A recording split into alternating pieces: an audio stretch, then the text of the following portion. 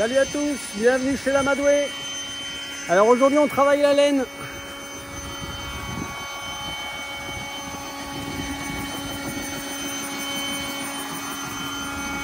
Ouais, pas tout le temps au même endroit. Ouais, fais-la bouger, voilà.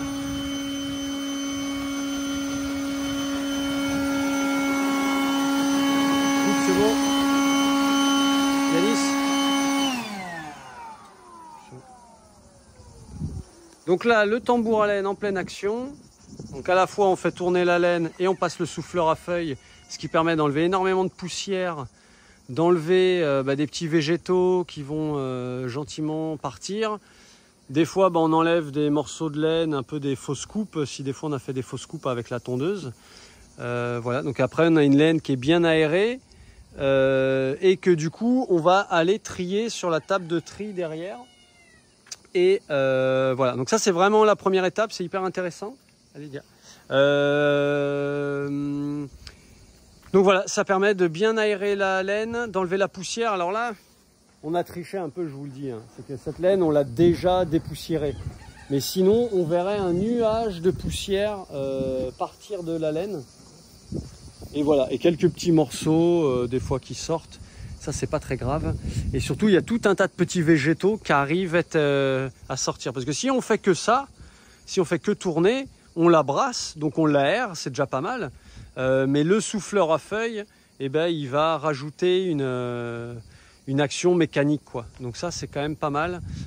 Et surtout pour le dépoussiérage, ça permet vraiment de l'aérer et de virer la poussière. Donc voilà, ça c'est la première étape. Après la tonte, hein, bien évidemment, déjà la toute première étape c'est la tonte. Bon, ça j'ai déjà fait des vidéos là-dessus. Deuxième étape, donc le tambour à laine. Et troisième étape, donc Yanis à ma gauche qui est en stage en ce moment avec nous et Thibaut à ma droite qui nous aide. Donc maintenant, on va observer si tu travailles bien. Attention Thibaut, tout le monde te regarde. Donc voilà, on enlève les petits végétaux. Je vais essayer de faire un gros plan qu'on voit bien.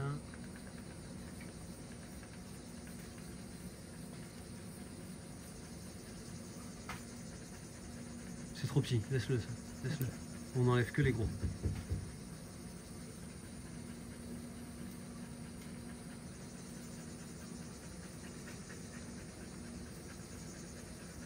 Bon, des fois il n'y a pas grand chose à enlever. Après je pense que tu as un trop gros morceau. Concentre-toi sur lui. Et ça, laisse-le. Voilà.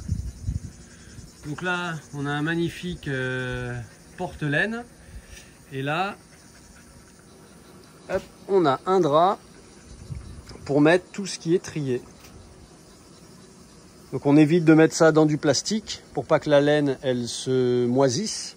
Voilà, il faut quelque chose de respirant, donc comme du tissu ou du papier carton, comme les sachets cartonnés là qu'on a dans les centres commerciaux des fois.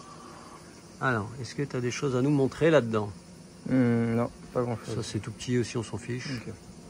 Ben, c'est bon, je pense. Allez, à voter. Voilà. Alors par exemple, moi je vois ça. Voilà, ça va être ce genre de gros truc qu'on va enlever. Donc cette laine, c'est à Monsieur Chacobo qui est là. Voilà, notre loulou. Donc de la laine noire et grise.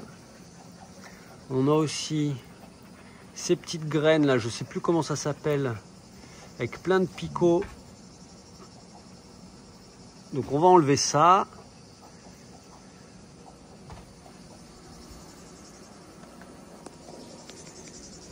Et après avoir enlevé tout ça, et là on va pouvoir commencer à la travailler un peu plus concrètement, c'est-à-dire passer à la cardeuse, puis après le filage, etc., etc.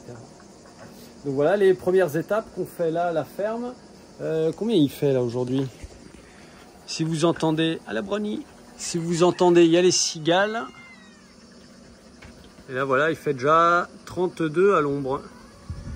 À l'ombre, on a un petit vent frais. Brownie nous aide. Toulio aussi nous regarde. Il y en a qui font la sieste.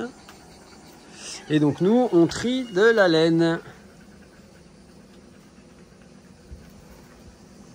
Non, ça on s'en fiche. Donc là, ce qui est difficile avec la laine, et ce qu'on a vu avec Yanis et Thibaut, c'est que des fois, ils se concentrent sur des tout petits trucs, la taille d'une pellicule, quoi. Ou d'une, je dis souvent, d'une miette de pain. Mais en fait, l'idée, c'est justement celle-là, ces petites impuretés, de les laisser. Parce que ça, elles partiront normalement dans les machines. Mais surtout d'enlever les gros végétaux et les grosses graines qui s'attrapent partout. Parce que sinon, c'est énormément de travail. Je pense qu'on doit y passer plus de 20 heures par toison si on enlève absolument tout. Et je pense qu'on y passe trop de temps justement et qu'il faut rester concentré sur les gros morceaux. Donc voilà, comme vous le savez, ici, eh bien, on essaie de faire les choses à la main. On débute, moi je pars de zéro. Yanis et Thibaut, ils sont là depuis, Thibaut une semaine et Yanis depuis 2 semaines. Mais on ne fait pas ça tous les jours, donc on n'a pas encore beaucoup d'expérience. Et j'ai pas encore le retour des filatures ou des choses comme ça, savoir si on a trop enlevé ou pas assez enlevé. Enfin voilà, le niveau d'exigence qu'on doit atteindre, voilà, je n'arrive pas à bien le mesurer pour l'instant. Donc là, on essaie de se concentrer que sur les gros morceaux et de laisser tout ce qui est taille de pellicule ou de miettes de pain. Voilà, ça, normalement, de ce qu'on m'a dit, ça doit partir dans les machines lorsqu'on carde. Voilà. Donc voilà pour ça. Que dire de plus? Les alpagas sont pas là. Enfin, on a vu Tao vite fait en début de vidéo. Les alpagas vont bien. C'est cette laine que je vais envoyer en priorité en filature professionnelle pour avoir du coup un fil de qualité. Parce que le fil que je fais au rouet pour l'instant, je trouve pas qu'il soit assez qualitatif.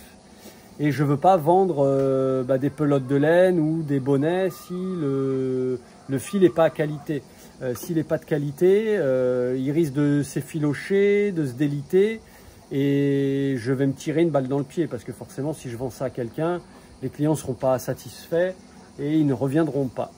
Donc là la stratégie c'est d'envoyer ça, surtout la laine d'alpaga, en filature pro et de récupérer de la bobine, des pelotes et là de le faire tricoter par les gens du coin. Donc si vous habitez dans l'Hérault ou pas du tout, mais que vous avez des copains, des voisins, je ne sais pas, qui habitent dans l'Hérault ou dans le coin, et que vous connaissez des tricoteurs, des tricoteuses, des fileurs, des fileuses, voilà, des gens qui travaillent la laine, des tisserands, donc ceux qui font du tissage avec des métiers à tisser. Voilà, toutes les bonnes volontés autour de l'Hérault sont les bienvenues. L'idée c'est d'essayer de faire travailler les gens du coin, de créer du lien avec les gens, voilà. Donc sentez-vous libre de faire partager cette vidéo au plus grand nombre pour que on puisse avoir des retours de personnes qui ont peut-être envie de mettre la main à la pâte dans ce projet et d'amener voilà, que chacun mette sa petite pierre à l'édifice comme on dit et de faire un truc chouette tous ensemble. Voilà, parce que l'idée c'est faire avec et pas contre. L'idée c'est de faire du local plutôt que d'envoyer ça dans des filatures à l'autre bout de l'Europe ou du monde. Voilà, ici c'est pas l'idée. C'est d'essayer de faire de l'environnemental, du bien-être animal et de valoriser cette ressource au maximum et de manière artisanale et locale. Voilà, ça c'est l'idée, après on verra. Donc je vous fais des bisous, je vous dis à très bientôt pour d'autres vidéos, peut-être sur la laine ou peut-être sur les loulous. Là vous voyez tout le monde cohabite ensemble. On a pas mal de petits poussins en ce moment, là il y en a un qui doit traîner avec la maman. Mais voilà, la vie suit son cours et la ferme aussi. Ouais. Fais le mot de la fin, Toulio? Ouais. Allez, ciao tout le monde. À bientôt.